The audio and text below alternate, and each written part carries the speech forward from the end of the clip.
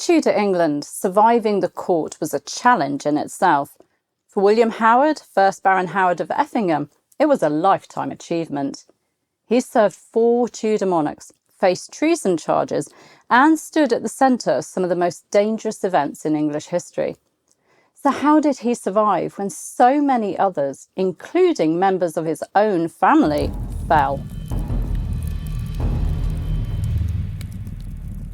On this day in Tudor history, the 12th of January 1573, in the reign of Queen Elizabeth I, William Howard, 1st Baron Howard of Effingham, died at Hampton Court Palace. The diplomat, soldier and naval commander was buried at Reigate Church. Let me tell you more about this Tudor baron's life and times. The Tudor court was an incredibly dangerous place, especially for those whose families rose closer and closer to the monarch. And of course, this Tudor baron was Howard, one of the premier families, if not the premier family, of Tudor England. Howard was born in around 1510 and was the 4th son of Thomas Howard, 2nd Duke of Norfolk, and his second wife, Agnes Tilney, making him a half-brother of the powerful Thomas Howard, 3rd Duke of Norfolk, and the half-uncle of Queens Anne Boleyn and Catherine Howard. He was educated at Cambridge before joining the royal court, beginning his career there as Anne Boleyn rose to power. In October 1532, he accompanied Henry VIII and Anne, who'd just been raised to the peerage as Marquess of Pembroke, on their trip to France to gain King Francis I's support for their union. Then, in 1533, following Anne's marriage to the king, he filled in as Earl Marshal for her coronation celebrations, the 3rd Duke of Norfolk being in France at the time. Fortunately, he didn't get caught up in Anne's subsequent fall in 1536. However, he wasn't so lucky with his other half-niece, Catherine Howard. In 1541, allegations were made about Catherine's past, her relationships with her music teacher, Henry Manox, and a member of her step-grandmother's household, Frances Derham. Howard was in France on embassy at the time of the investigation, but was recalled to face a charge of misprision of treason for concealing Catherine's unlawful, carnal, voluptuous and licentious life.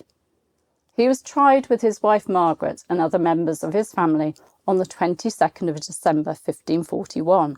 He pleaded not guilty at first, but then changed his plea to guilty after hearing all of the evidence against him. He was found guilty and sentenced to perpetual imprisonment and forfeitures of goods and chattels. Thankfully, following Catherine's execution in February 1542, he was pardoned. Trouble stirred for the Howards once more in late 1546, when the 3rd Duke and Henry Howard, Earl of Surrey, were arrested, tried and sentenced to death. Surrey was executed, but the 3rd Duke was saved by the King's death in January 1547, and our Howard managed to avoid being implicated in their falls. Howard wasn't just a courtier, he was a diplomat, a soldier, and even served as Lord Admiral. In 1535, Henry VIII sent him to Scotland to present King James V with the Order of the Garter. And in 1536, he went there again to organise a meeting between the Scottish and English kings, and to encourage the Scottish king to break with Rome. While he was there, Howard got on very well with Margaret Tudor, the Dowager Queen. In 1535, Howard was also sent to France on an embassy with his half-brother Norfolk, Sir William Fitzwilliam and the Bishop of Ely, to negotiate with the Admiral of France, Philippe de Chabot. And then in 1539, he was one of those given the job of welcoming Henry VIII's bride-to-be, Anne of Cleves, on her arrival in England. As for his military service, in 1544, Howard served in the King's Scottish campaign, where he suffered a facial wound at the Siege of Edinburgh, and in the King's French campaign in the Siege of Boleyn. A year later, he undertook his first naval service, and in 1546 was serving as Vice Admiral under Lord Admiral John Dudley, Viscount Lisle. Unfortunately, his connection to the fallen Howards in 1547 prevented him from being appointed Lord Admiral, and Thomas Seymour was chosen instead. During the succession crisis of July 1553, even though he'd been an ally of John Dudley, Duke of Northumberland, who'd appointed him Lord Deputy and Governor of Calais, he held Calais in the name of Queen Mary rather than Queen Jane. Following Mary's accession, she rewarded him well. In January 1554, she chose him to welcome the Spanish ambassadors to London, and she also appointed him to her Privy Council. During Wyatt's rebellion in early 1554, Howard, along with the Earl of Pembroke and Lord Clinton, were in charge of raising the militia to defend London, and Howard held Ludgate against the rebels, stopping them from entering the city.